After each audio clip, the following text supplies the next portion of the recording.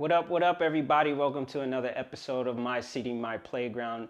If you're watching or listening from the podcast, I got some stuff to talk to you guys about today. As usual, once a week, we'll have a new show or episode, whatever I want to call it, every week on Saturday. And I'll drop the episodes in the morning. I'll make sure I do it the previous night or get up early and put it out there for you. But today, on the subject, I wanted to talk about, for my millennials, I want to talk about, let me put this lower. I want to talk about ageism, right? I don't know if everybody's ever heard of that. Now, the definition of ageism, I have it right here. It's the prejudice or discrimination on the basis of a person's age. Okay, so now if that makes more sense for you in that term. So I'll give you a background story of a picture of what that is if you haven't dealt with this before. So basically what happened when I was working for a company. I was a appliance installer through a subcontractor through Lowe's. And basically what I would have to do is, the people that you would buy the products from Lowe's, they would have the companies or whoever they were subbing out to go and install them, take them there. So they'd make the purchase, then they'd call the company that would go and do the service, and they would pay us to do it. So that was my job, being inside your home, installing your dishwasher, your kitchen, your refrigerator, double oven, sink, garbage disposal, your toilet. That was my job. And at the time I was about 22? Yeah, just starting through 2022. And I was making about 14, 15 an hour. I had my own company truck. They paid for your cell phone. They gave you a company credit card, and I could take that truck home with me. As soon as I wake up and I would be in the truck, I would be getting paid until all the way I got back home and did my job. So it was pretty straightforward. That was the perks of it. Was I was making money as soon as I wake up and got back home. What else? I got to work by myself. I didn't have to have anybody around me or over me. Only at the point when I was doing my training for 2 weeks, I had somebody with me at all times. But after those 2 weeks, they just let me loose and do my thing, basically. And so the only drawbacks now with that job was, if anything went wrong, it was on your fault. It was on you. And you had dealt with many different personalities when you go into other people's homes. Like, you could have people that are laid back and they'll stay out of your way. Or you got the kind who likes to talk a lot, so they'll just always be around chatting while you're working. Or you got the customer who is always over your shoulder when you're working and just sits there in silence, which is really awkward because they'll be like super close and just watching you do the job. I'm sure just to make sure that you do the job right. And people that are usually comfortable in their homes are a little bit more cocky or more confident and just, it's their place. So they're just like, what I say goes, even though there's like supposed to be kind of etiquette between the guy that's in your house doing the service for you, even though they bought it. But not everybody got that memo, and it just is what it is on that part. So with the point where I started realizing that ageism was happening, when things started, either it didn't matter if it was going right or going wrong. And when I would go and do the work and go back to the next job, it started occurring where, first through customers, because they would be like wondering, why am I by myself? Or if I'm capable to do the job, am I strong enough? Am I old enough to be working here? Why don't I have a partner? All kinds of stuff like that. And there was conflict of interest between me and the company itself. And, I have somebody above me. When they were far away, if something went wrong, they would be like, what did you do? Instead of like really addressing the issue and be like, all right, what went wrong here so we can better like figure this out, solve the problem for the customer, anything like that. And, in some cases, people are just trying to get like free stuff or try to get money back on the deal, try to say I dented their product or something like that. Like there's only little occurrences where, you make mistakes, and everybody does. Like I didn't dent anything, but probably a piece was missing or something like that, or you're on crunch time, like common stuff. But they would go back, and I'm a talkative person and I like to make conversation with people. They would go back and take the information I said and use it against me and say that I did it wrong because of whatever I said. And I don't talk about nothing besides the job or where they came from if they asked. But pretty much if you ever have a job where you have to work in people's houses, just keep it straight business and don't really say much beyond that. Just be cordial and just go and do your job and get the hell out. That's the easiest way to do it overall. So other than that, it would start getting stressful between that. So more of the company, they were just starting to doubt me because things were happening, because I would run into bad customers. And they started to trust me less, which played a role with between the boss and my supervisor. They were always talking shit, which, when you're working, you shouldn't be talking shit about your employees, essentially. If you're trusting them to do something that's important, that's so you can make money to the company. So they would go back and forth. They had their own thing too with their arguments. So this was already an internal problem before I even came around. So they would let this occur, and then it would come back to me, and my phone would buzz like crazy. Like, what did you do? Why is this? Why is that? You're not good at this. Just lie to them and say it's that. Like, all these little issues that they just didn't want to deal with and sweep it under the rug. Like, I saw their weaknesses, and now it was being cast upon me. Now everything was my fault when, when you even document the stuff, it was a problem. And I tried to be personally responsible the best way I could, but at 22, I was put under a lot of pressure.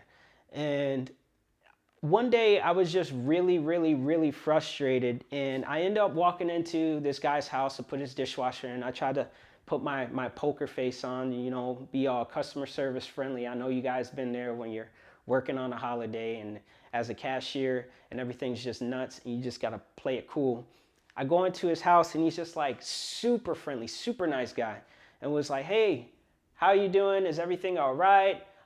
Is everything going well? Like, I cleared out the space and everything for you. I moved the dishwasher out so you can just put it right in. Made it super easy. The best customer I ever had in my life. So we ended up like small talking. Now, usually at this point, after all of that, I don't want to say nothing, right? But the way that he approached me, and he was so inviting about it, and his honesty was there, like I gave him my trust in that moment. And, he talked about my job, asked me how I felt about it and everything like that. And I told him really like my frustrations, what I just told you guys. And he was like, wow, man, they got a lot of ageism going on there. And I was like, dude, what does that mean? And exactly what I just read to you, like let me go back, read it again. A prejudice or discrimination on the basis of a person's age. And it was like really brought to me in that moment. I started scratching my head like, yo, this makes sense why I'm dealing with so much stress. You know what I mean? So if you're a millennial and you're 20 something or whatever, like, I understand your struggle. Like, it's going to happen. You have to push through it, or either quit that job and find something better, because you just need to be somewhere where you're appreciated and not tolerated. Because I ended up quitting that job in the process anyway, like super quick, because they were just fucking me over on stuff and having me do things I wasn't capable of doing, even when I brought it to their attention before it even happened. So that was all said and done when that guy brought that to my attention. Thank you, because it definitely changed my life in a big way, understanding the gap between the old generation and the generation that we have today. So with that, I chose to, what can I give you tips right here for it? So if you're dealing with ageism and you see that coming, what is it the older generation or whatever are typically saying? They're saying you're not capable, right? Right? They have doubt for you. And they don't believe that you can do your job, and they prejudge. Right? Those are the three instances that I look for, in different situations, what they're saying. Because like, even right now, like, I don't hate my job, but it's like I work around a lot of older people. I'm the youngest one there. I'm a smart guy. I'm not stupid. But it's been like 3 years and they still don't think I'm really capable of doing my job. What? So, I still deal with that. And it is what it is. Like, it doesn't bother me no more. It's just that the older generation thinks that we're not capable of doing our jobs because we're lazy and our phones and this and that. And it's not exactly true. Like, at the end of the day, who birthed those kids? It was the parents. So I'd say you would want to blame the parents rather than us, because we're trying to figure it out. We're trying to get it together. We're struggling just like our parents were. And it made me come to the conclusion, like, why not work harder? Because despite all these things, like, we don't want to repeat the same things our parents did. We're seeing a common ground that we have here. We're having babies. We're getting in marriages that we don't want to be in. We're seeing a lot of single parents still. The divorce rate is still high. And it's just that, it's the truth. It's just the truth of that matter right there. Like, what's going on is the fact of that right there. So I want to just blame it on us. Like, we're all trying. We're struggling. You know what I mean? Like, we don't all have jobs that make sense because we listen to older people who said, go to school, get a degree, go have a career, work behind that desk, and die. And that's what they said would work. But guess what? It's not working for everybody.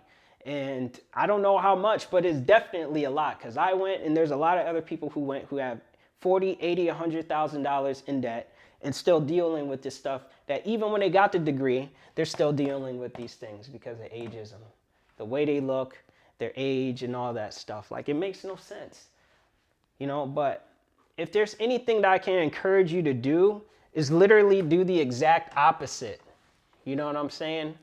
So I'm not saying work your ass off to prove them wrong, but what I want you to get the idea of is, like, you work hard for yourself. Like, practice your potential. So that's one thing. Practice your potential. Right? So that, and then stand your ground. Now, when I say stand your ground, I mean, like, exactly what it says. Like, if they talk that shit, you gotta let them know. Just come correct with it. That you're not playing games and you're willing to really do your job. And if you want to back yourself up, just like what I should have did with that old job that gave me so much stress, take notes. Take notes. To back up the information that you're saying and exactly what you're doing, because not everybody gets the credibility for what they do all the time, and it's not always going to be shown. And in some jobs, the boss or whoever, it goes unnoticed for some odd reason. Either they don't care about you or the business itself, or they're too busy, like, trying to make themselves look good, and they're just stuck in their own routine ways. You know what I'm saying? So go to where you're appreciated too. I'll put it as appreciated work, right? Always find something that's where you can be appreciated, what you enjoy doing, and be fulfilled. Fulfilled.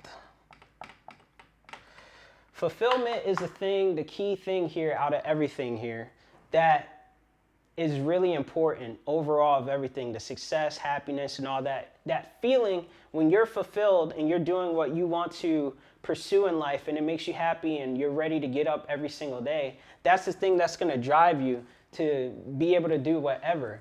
Beyond these things right here, I think this is just a beginning process, these first 4, when you're just starting out with work, because it's like you have to understand how to build that resilience and have that mental tenacity to get to where you want to be, because you're going to struggle, you're going to have to deal with stuff, you're going to have to pay bills and deal with other people's bullshit. That's the way it is, because not everybody's fucking nice. They're not going to act the way you want them to act at work. And that's why when people come home and they're pissed off and they have all this wasted energy, they go to bed or want to sit on social media, complain, cry, and quit, and repeat the process tomorrow.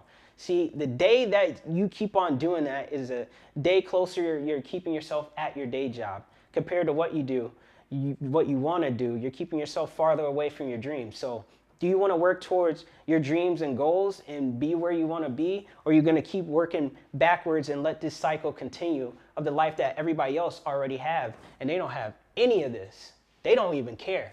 People pretty much practically died in their mind. Now they're just walking zombies from now until death because they're not fulfilled.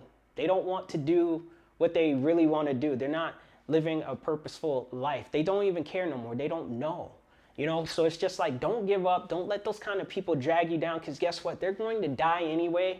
They're driving themselves to the grave even faster, and it makes no sense because everybody's life is valuable, and time is the greatest asset we have also with that. And, you know, we need to appreciate more of what we have. And that's what I'm learning every day, even with my job. You know, it's not the best job in the world, but it's a place where I can express the things that I like to do, some of my hobbies. And so far, you know, I can go places and do the things that I just want to do in places that I want to be. Like, it's very flexible, but I know it's not forever. It's not the most fulfilling thing ever. It was fulfilling at one point, but now it's time to move on and repurpose myself onto the next thing, you know? So don't stay stagnant. Don't let yourself like be in that rut. Don't be like everybody else. They're already unhappy and miserable. Don't be like them. It's not going to benefit you any good at all. So if you guys take anything from these notes, keep that in mind. Hopefully that brought you some value today. And that is the end of that episode there. So I'll catch you guys next week for another episode. Remember, my Instagram and Twitter name, if you want to follow me or have any questions, it is T3SHAWNSB. And I'll see you guys on the next episode.